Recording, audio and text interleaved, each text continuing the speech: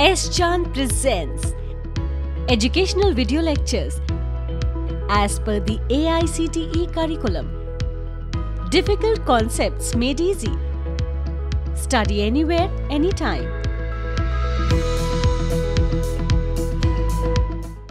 So, dear students, we are going to discuss in detail about the prepositions which we discussed as a part of speech, as an important part of speech out of the 8 parts of speech. But why the usage of correct preposition is important in our language is because the wrong usage may alter or may create blunders in the language. So why preposition is important, how is it important, what kind of sentences we make by using prepositions, this is what we are going to discuss today in this video. And also how effectiveness of language can be achieved by removing redundancies and cliches in language. That is what we are going to discuss, because that is something which is obsolete. A cliche or a redundancy in the language is avoidable, and with the usage of the right kind of vocabulary and language, we can completely avoid that.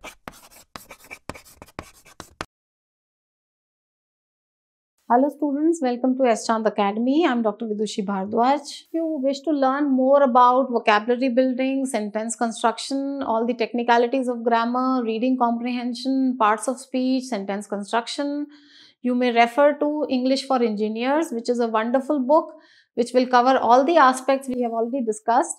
And of course, the book has a lot of examples where you can practice, and this will help you improve your vocabulary as well. The ebook link of this book has been given in the description box. You can refer to it. We are going to discuss the prepositions, redundancies, and cliches in language. So let us move ahead with the prepositions. What is a preposition? As the name suggests, we already discussed in our previous video, it's preposition to a noun or a pronoun in a sentence which gives meaning to the noun that follows it. So for example, if I say the book is on the table, on is a preposition which is preposition to the noun which is table. So when we say the book is under the table, the preposition changes to under from on, and the meaning also changes altogether. So the usage of preposition correctly, has to be very accurate. Otherwise, we will, not be able to convey the right message to the readers. So when I say, what are you looking for? The preposition here comes at the end, not in the middle of the sentence. So there are certain sentences where we put prepositions at the end of the sentence as well. And with the change in preposition, we can alter the meaning of sentence. If I say, what are you looking for? And what are you looking at? The meaning changes altogether. So when I say, what are you looking for? It means, what are we searching? And what are we looking at? That means, what are you staring at?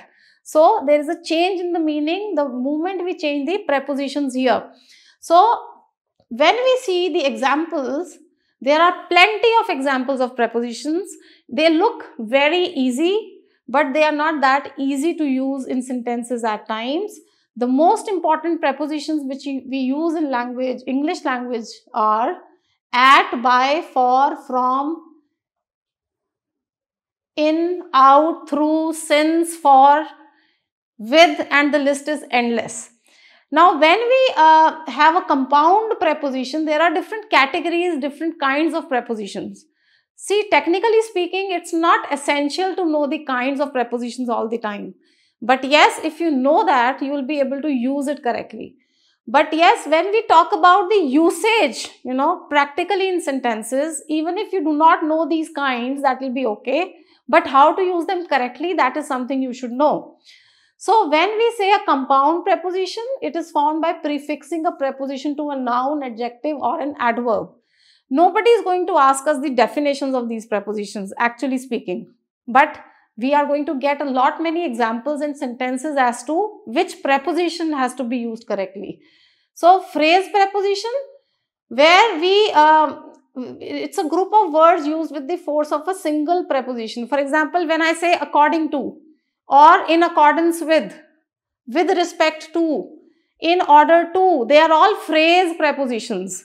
Combination of words which are used as preposition is a phrase preposition.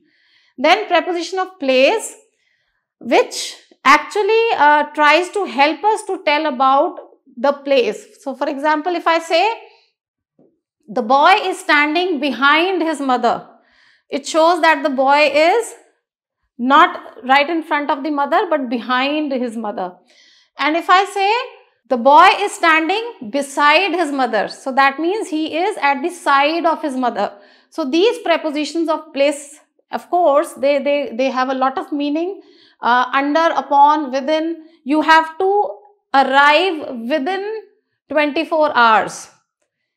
As compared to the sentence, you have to arrive at 12 o'clock. So there is a difference. So within 24 hours means within this time frame. At 12 o'clock means exactly at 12 o'clock. So these preposition of place gives a lot of meaning to the sentence, as the preposition of time also would do the same. So we have already discussed about these as well.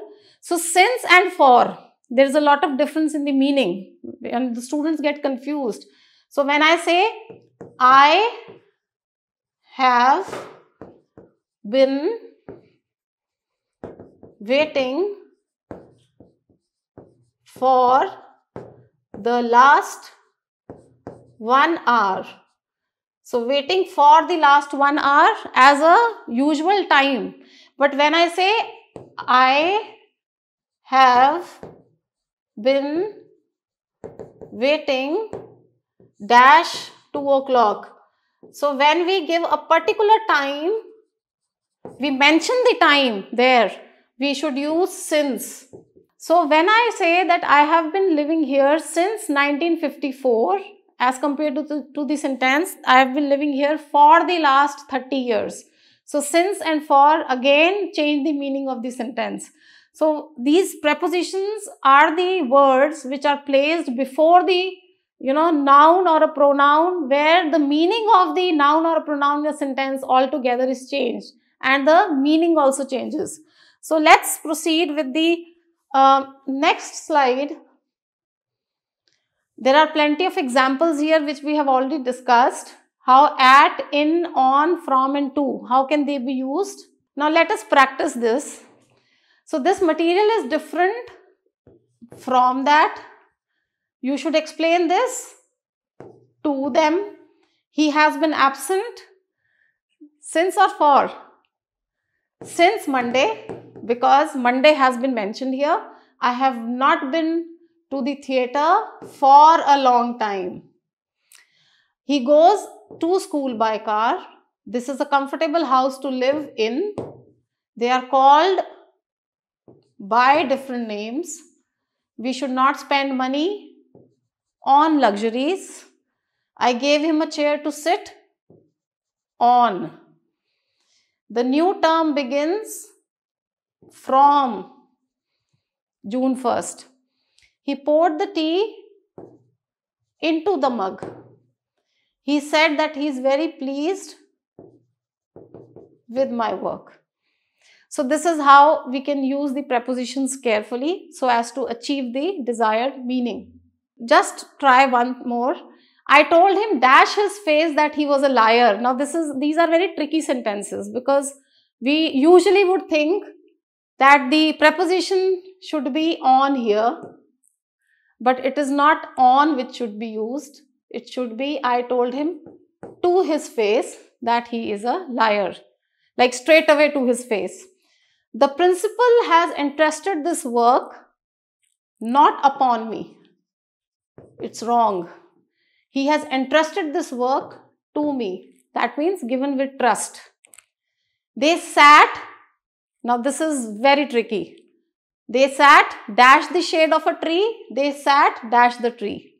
So they sat in the shade of a tree, but they sat under the tree.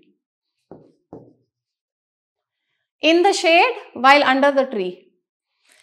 The cloth is superior to the cloth we saw yesterday. The child died of jaundice, and happiness consists in contentment with one's lot, not consists of. So there is no rule as such, but yes, we have to see what kind of meaning are we going to give to the sentence when we are using certain prepositions, and some of the usages can be very, very tricky. So we have to understand what relevance are we going to give to the sentence if we are not using the preposition correctly. Now let us discuss about redundancies. Now what is a redundancy in a language? Why we need to understand this is for a reason. Many times we use language in a way where we feel that this is the way it should be written or spoken. But actually speaking, we use certain words repeatedly where it's not even required to use. So for example, you must return back my book. So returning itself is giving back. Either you say you give it back to me or you say you return this to me. Redundancy is something when you use more words than necessary to express something. So unnecessarily using certain words where the removal of certain words would also denote the same meaning. So for example, small in size or large in size, we can replace this with small or large. Of course, we are talking about the size only. True facts. Facts are always true. Basic fundamentals. Fundamentals are basic. Past history. History is always past. Smile happily. When we are smiling, we are happy. So, evolve over time. So, it can be replaced with gradually. Right? Consensus. Return back. So, it means with everybody's opinion. So, there are certain redundancies, which we remove, which are obsolete in use now, of course, will give more clarity to the language. Same is the case with cliché. Now, what are cliché first of all? We have to pronounce this very accurately, cliché. So, it is a demarcation of time. Now, these are the examples first. Now, what are they? So, they are certain terms or certain words in English language which are obsolete, unoriginal, which have been used over years, for certain purpose, but now they are overused. Now, for example, if I say, he is head over heels in love with her. So, truly in love with her. And if I say, every cloud has a silver lining, that means you should be positive about every negativity in your life. Whatever you feel is negative for you. Or, for example, as red as a rose. That means that we are trying to denote the color, which is bright red. So, there are certain other examples as well. When we say in the current climate, or I learned more from them than they did from me, or probably good things come to those who wait, all good things come to an end. Or when we say in this modern age and society, these are all cliches. We can simply say contemporary times. Okay. And of course, every cloud has a silver lining, we have already discussed. And there are in the current climate scenario. In the current scenarios, current climate does not make any sense. So cliches have a general meaning, which have lost their meaning as such. And we should avoid using them because they are overused phrases. And overused phrases in English language will have no place because that will show that your vocabulary has not improved with time. Why we should not be using cliches for a reason?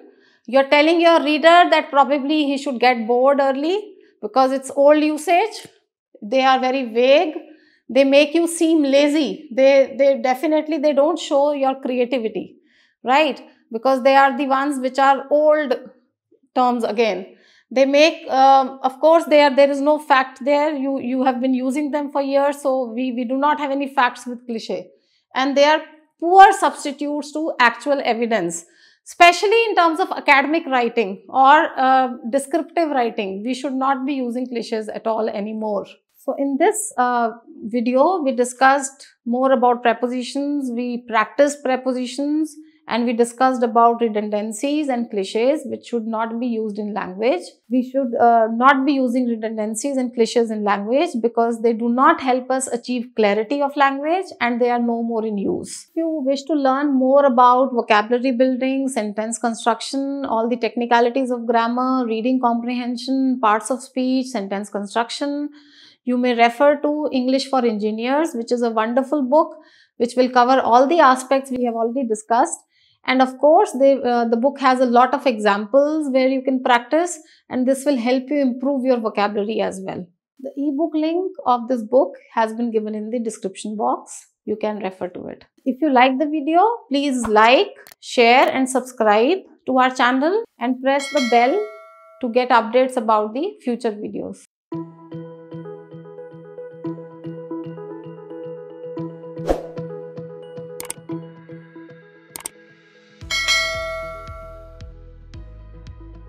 All rights reserved. This video has been prepared for educational purposes only. No part of it may be reproduced or copied without the permission of the copyright holder.